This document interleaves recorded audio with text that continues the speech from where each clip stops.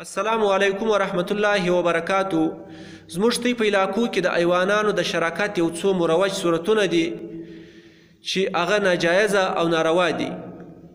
په هغو کې اول صورت دا دی چې یو زنانه یو چرګه و بلې زنانې ته ورکړي، وایي دا کښېنوه چې کوم بچیان یې پیدا سو نیمه زما دي نیمه ستا دي.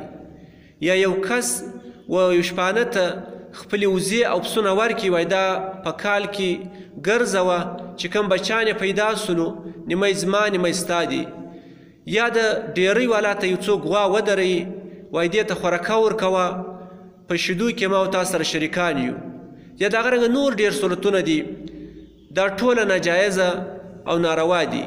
که چیرې یو څوک دا رنګه معامله سره وکړي نو دوی دواړه ګناهګاره دي، او د دې سره سره دغه ایوان او د دې چې کوم هغه بچی دی یا کومې شیدې دي دا د مالک شمارل کیږي، و دغه پالونکي ته به د دې مزدوري ورکول کیږي. د جواز یې دوه صورتونه دي او هغه اسانه هم دي. اول صورت یې دا دی چې و دغه پالونکي ته یو متعین مزدوري او اجرت چې دی هغه ورته وټاکل سي چې زه تا ته دومره پیسې درکومه، ته دا زما ایوان راساته. دغه یو صورت. دویم صورت یې دا دی چې دی دغه ایوان نیمه پر هغه باندې خرڅ کړي. مثلا غوا ده، نیمه دې پر هغه خرڅه کړي، بیا دې د هغه نیمه قیمت د هغه څخه واخلي یا دې ورماپ کړي، او هغه د ایوان خیال دې هغه ساتي، خوراک دې ورکوي.